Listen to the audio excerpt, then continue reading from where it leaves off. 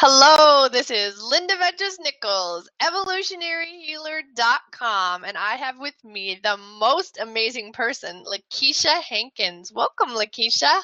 Thank you, Linda, for having me. Absolutely. It's really fun and what a pleasure. You have an amazing story of transformation, so I'm going to let you share. What's up with your story of transformation? Absolutely. So, Linda, my journey began like really at the tender age, really of 15. Just I found myself pretty much repeating a family cycle. I was 15 years old and I was pregnant. My mother had me at the age of 16. Oh, So, wow. yeah, so I was told, your life is going to be ruined. You're not going to be able to finish school and all these different things. But, despite that and, with despite the statistics and what family said and what others said, I was able to finish high school. I was able to go to college and get my degree, my bachelor's degree, by the age of 21. And Whoa. that actually, it fueled me to actually keep on going because someone Mm-hmm. else said that I couldn't do it and Yeah. stuff. So yeah, so I'm like, I was always a rebellious teen, rebellious Yeah. teen. So I was like, I'll prove you wrong that I'll do it. And I ended up being the first one in my family to actually graduate from college and Wow, stuff. that's So, cool. yeah, so it's just been an incredible journey. And, I ended up going into the field of accounting because I really didn't know what I wanted to do. I knew that I Hmm. loved numbers.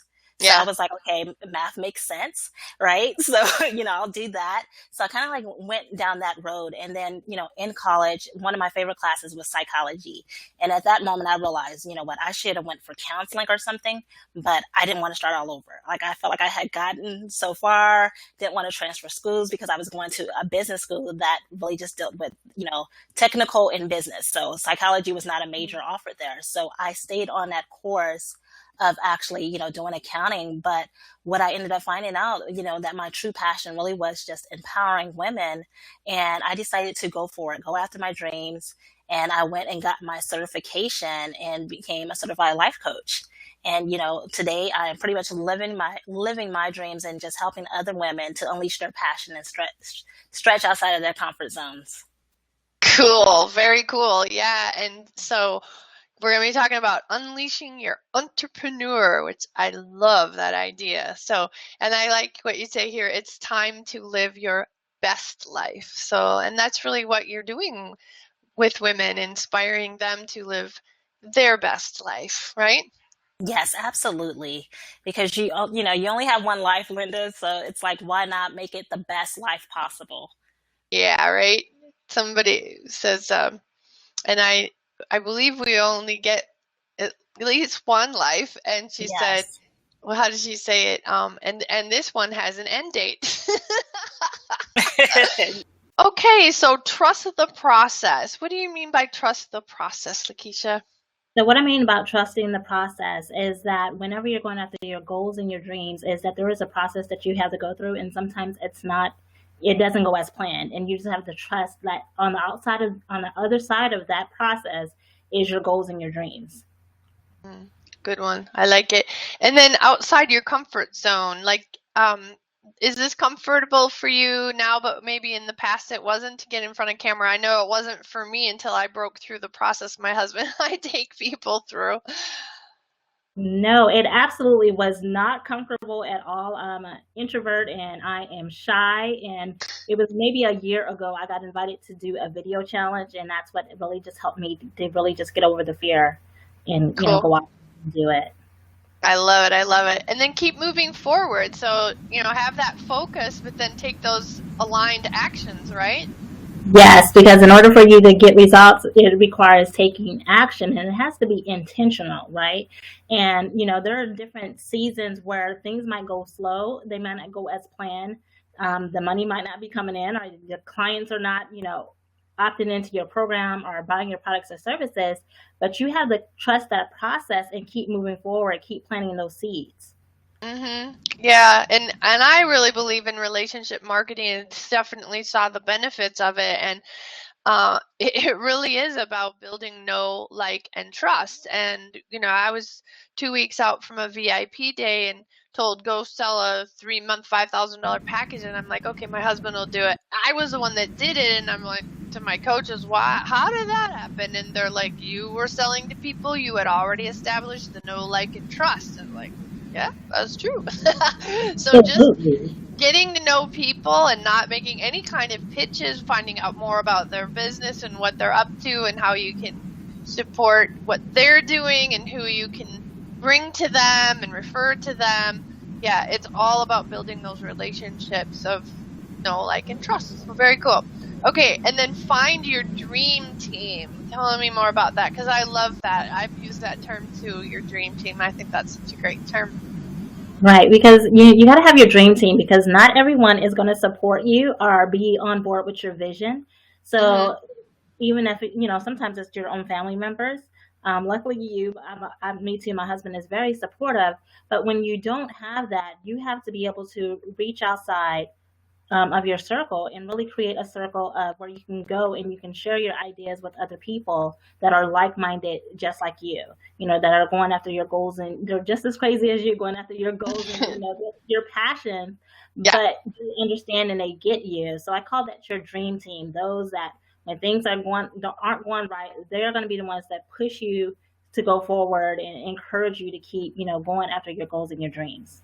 Yeah, and when they hear your goals and they say, that is crazy, they mean that in a very positive way, because it is about picking out a really crazy big goal for yourself, and then they know it's possible to go after, because they've seen it over and over, people picking what seems like crazy goals, where the rest of the world that's like crazy impossible. We're like, as entrepreneurs, that's like crazy, and how cool is it when you arrive, right? Absolutely. So be okay with failure. I might mute because of some of this extra noise. Are you hearing that noise on your end? I don't. Okay.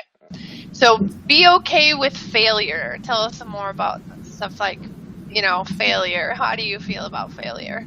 Yeah, so you got to be okay with it, because, Linda, when I first started my coaching, doing different coaching programs and stuff, I was really comparing myself to other people. And when you do that and you're not clear on what your own goals are or what it is that you want, you will measure your success to somebody else's and consider yourself a failure. And that can cause you to give up.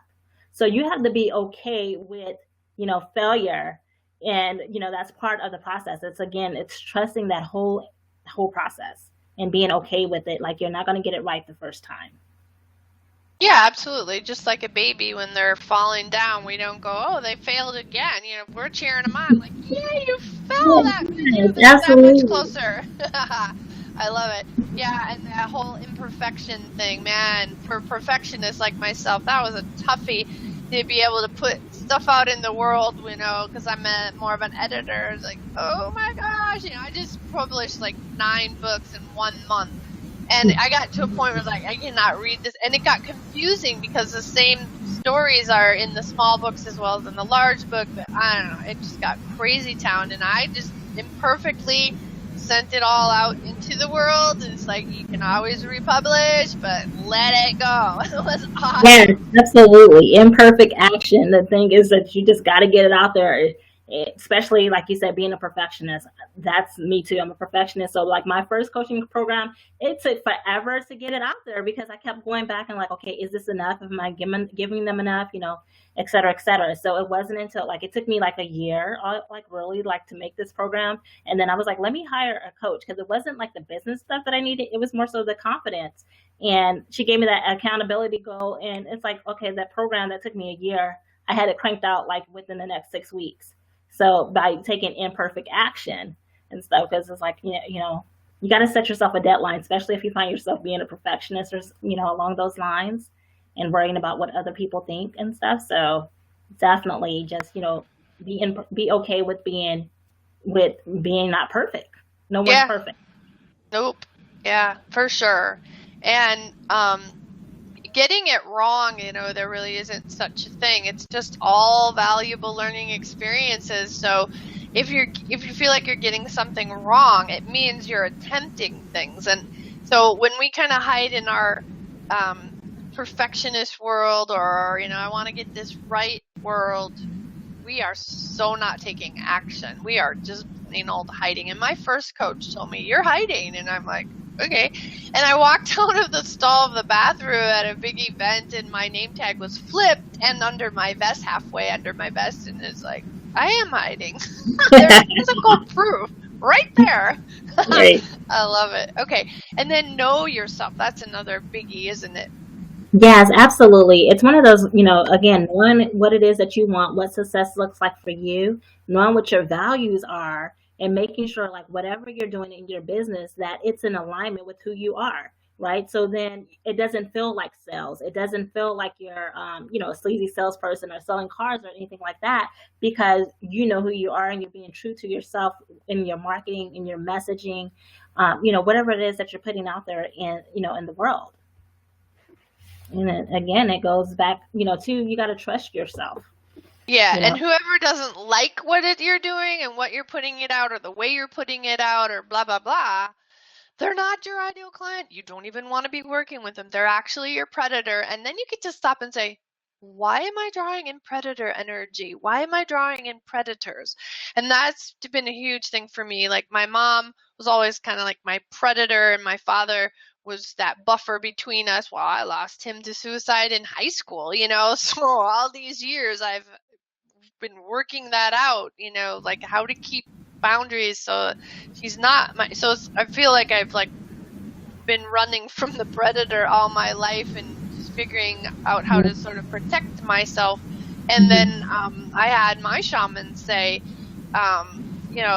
there isn't anything to protect, right? You just open up all your cells, and anything coming at you, just let it poof right through you. And it's like, wow. And then I added in going to the back of your heart, which the Sufis do. When you go to the back of your heart, your chest raises and your shoulders lower, and right there you're in a more confident stance. And then if you just puff up all your cells, you can hold your arms out like the ballerina or just mentally do it, but you puff up all your cells, then whatever's coming at you just vaporizes right through you. It's like amazing difference. There was like a charismatic pastor and his son, and their car was going like this and another car was going like this, and basically that's what they ended up doing, and that car passed right through their car. So it can be done. Doesn't matter what your belief system is, it's just how we're built. This is a quantum leaping world. Whether you want to believe it or not, science is proving it. So I love it. Very cool. Okay, so sum it up for us. Live in order to live for today. Yes. I say yes. Oh, were you telling me to sum it up, or you got this? Well, I was just going to say, asking you, sum it up. So it's live for today and trust the process and be okay with failure. So yeah, pull it together for us.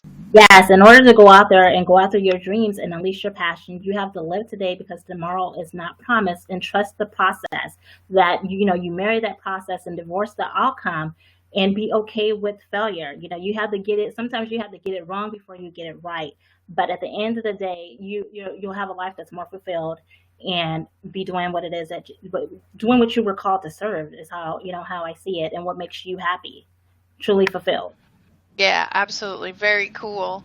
And you have an amazing gift too. Unleash your passion. I love that. So 6 steps. You offer 6 steps to unleashing your passion. And it's done in a 3-day video series, which is like so seriously cool. I'm so tired of, getting downloadables and you got to read them. This is easy. So go out back to the email where you got the link to come out to this interview. If you look under LaKeisha's picture and her bio, the link that you see here is right there.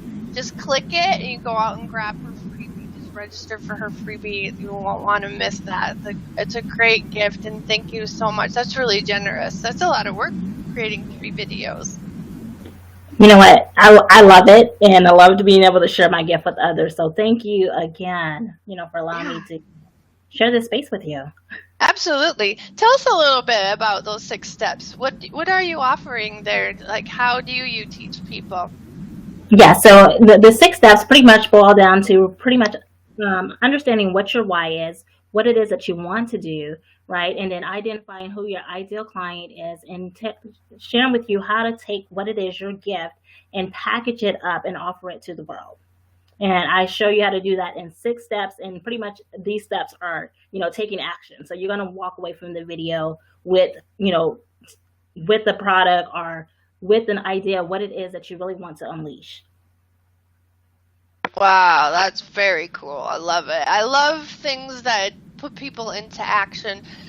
We get so many things floating around in our heads, which is more of our feminine energy, but to actually embody what's up in our heads and then take action on it, we don't always go there. And I know a lot of women who leave corporate really have a hard time going back into the masculine energy because they burnt out or whatever, or they lost their health from it.